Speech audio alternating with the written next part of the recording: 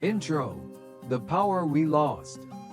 There was a time when men didn't chase motivation, they built it.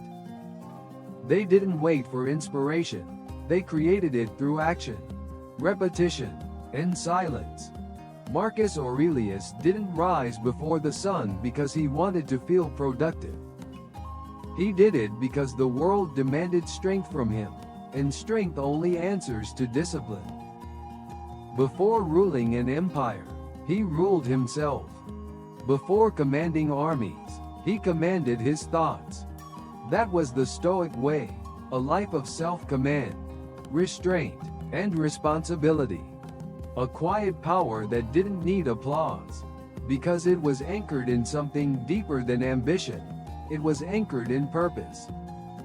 But somewhere along the line, we forgot. We traded morning reflections for phone screens, solitude for noise, purpose for comfort. We began chasing pleasure and calling it freedom, when in truth, it's the very chain that keeps us from greatness. The Stoics once believed that the greatest empire a man could conquer was his own mind. They built strength not from wealth or war, but from the mastery of self, the kind of strength that endures long after empires fall. And today, as the world grows louder, that quiet power has never been rarer or more needed. Because discipline isn't punishment, it's preparation. It's the foundation of freedom, the bridge between who you were and who you could become. So before we continue, pause for a moment. Ask yourself, when did you last feel in control, not of the world, but of yourself? If that question stirs something inside you, you're in the right place.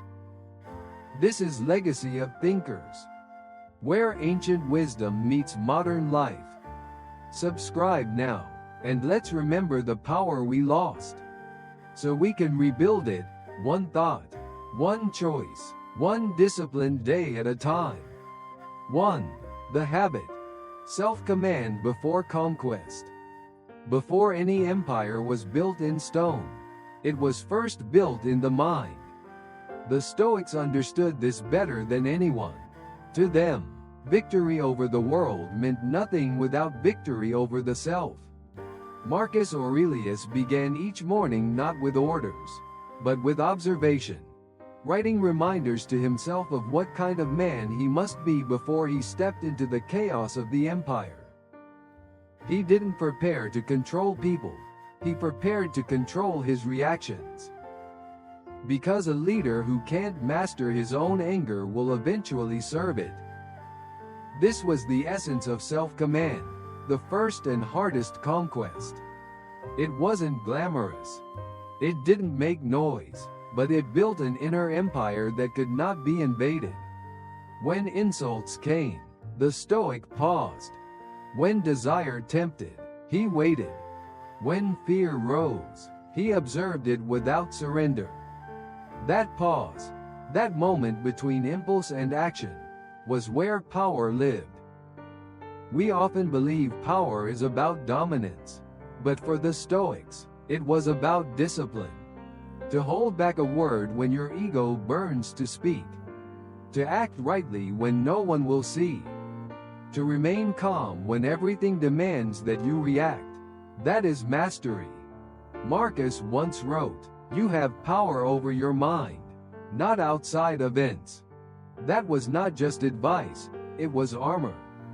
It reminded him that empires crumble not from outside attacks, but from the chaos within their rulers.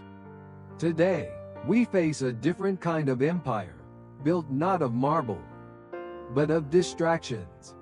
Every ping, every post, every scroll pulls us further from ourselves. And every time we give in, we lose a little more of that ancient strength, the strength to command the one kingdom that truly matters, the mind. So, the first Stoic habit was never about control over others. It was about returning to command of the only thing that defines all conquest, the self. 2. The training. Daily rituals of mastery. Discipline, for the Stoics, wasn't an event, it was a ritual. Every day was a chance to train the mind, to sharpen the soul against the grindstone of life. Marcus Aurelius didn't need motivation to rise before dawn. His mornings began in silence, not comfort. He would write to himself, reminding his mind, "You will meet people today who are selfish, angry, and ungrateful, but you will not become like them." That was his mental armor, forged before the world could test him. Seneca practiced voluntary hardship, sleeping on the floor, eating plain food, walking through the cold, to remind himself that comfort is a choice, not a need. Epictetus, once a slave, trained his thoughts the way a warrior trains his sword. When pain came, he asked not, "Why me?" but, "What is this here to teach me?" These daily disciplines were not punishment, they were preparation. The Stoics knew that storms don't build character, they reveal it. So, they trained for life the way soldiers trained for war, not when the battle began, but every single day before it. Their rituals were simple: writing, reflecting, enduring, restraining. Each act was a declaration of mastery, a reminder that strength isn't loud, it's consistent. You don't become unshakable in crisis if you spend every peaceful day surrendering to ease. Modern life teaches us to seek comfort. Stoicism teaches us to earn peace. To journal before the day owns you. To pause before emotion decides for you. To choose the harder right over the easier wrong, again and again. This was their secret. They didn't wait for wisdom to arrive, they practiced it daily. In small moments the world never saw. And that is how empires were truly built, one disciplined morning at a time. 3. The reward. Freedom through restraint. To the Stoics, restraint wasn't weakness, it was freedom. They believed that the man who could master his impulses could never truly be enslaved, no matter his circumstances. Marcus Aurelius commanded armies, but his greatest victories were silent, fought within the walls of his own mind. When anger rose, he didn't let it rule. When fear whispered, he answered with reason. When temptation came, he chose integrity over indulgence. That was freedom, not the absence of rules, but the presence of control. In a world that praised dominance, the Stoics chose discipline.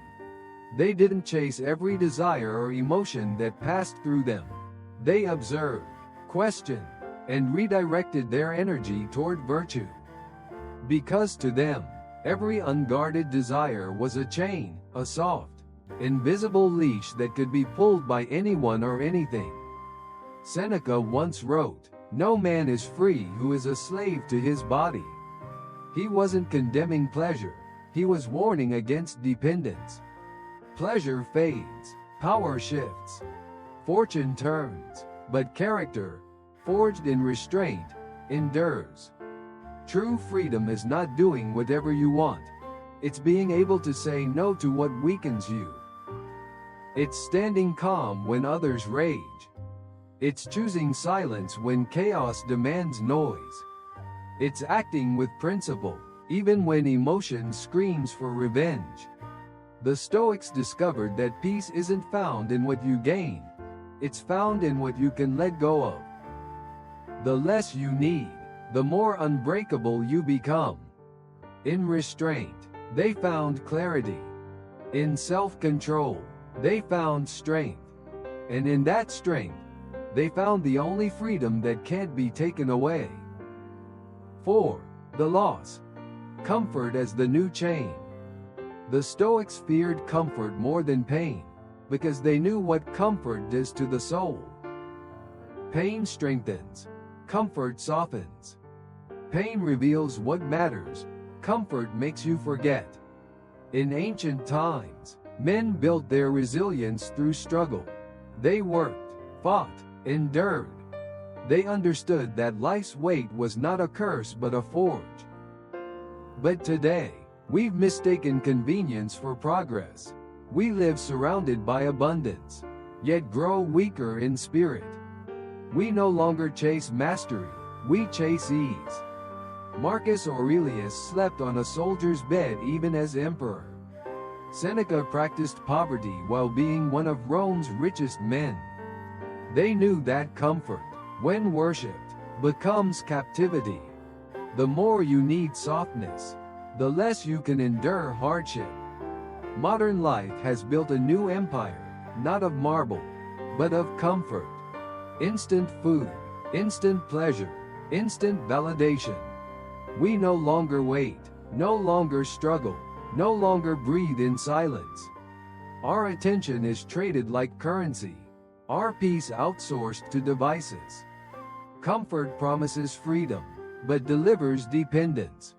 It tells you that peace means avoiding discomfort, when in truth, peace is born from facing it. It whispers, "Rest, you deserve it." But rest without purpose becomes decay. The Stoics would tell us, comfort is the new chain, polished, invisible, and proudly worn. It binds not your hands, but your will. It silences ambition, dulls courage, and convinces you that you are safe, when you are simply stuck. To reclaim the Stoic strength is not to reject comfort, but to rise above it. To use it when needed, not to be ruled by it. Because the world doesn't crumble when men suffer. It crumbles when men stop striving. Outro: the return of the habit. Discipline was never lost. We just stopped listening to it. It still lives quietly inside you, waiting for the moment you decide to rise again. The Stoics didn't chase perfection, they practiced progress. They stumbled, they failed, they doubted, but they returned. Every single day. That was their real strength, not unbreakable will, but unwavering return. Marcus Aurelius wrote in his journal, "When you fall, get back up, begin again." He wasn't writing to inspire the world, he was reminding himself. Because greatness is not found in never falling. It's found in never staying down. You don't need to build an empire to live like a Stoic. You just need to rebuild your mornings, your habits, your focus, one act of self-command at a time. When you wake and choose reflection instead of distraction, you are rebuilding the empire within. When you stay calm in chaos, you are reviving the ancient strength they once lived by. The Stoic habit isn't a relic of the past, it's a blueprint for the future. A reminder that every disciplined thought, every silent victory, every controlled emotion is a stone laid in the foundation of freedom. So, as you close this video, don't let it end here. Take one moment of silence. Breathe. Choose mastery over impulse. And remember, empires weren't built overnight. They were built daily, by men and women who refused to quit on themselves. If this message spoke to you, share it. Leave a comment about the discipline you're working to reclaim. Like this video if it reminded you of your own inner empire. And most importantly, subscribe to Legacy of Thinkers. Because this is where ancient wisdom lives again. Where thinkers are reborn. And where the lost power, finally, returns.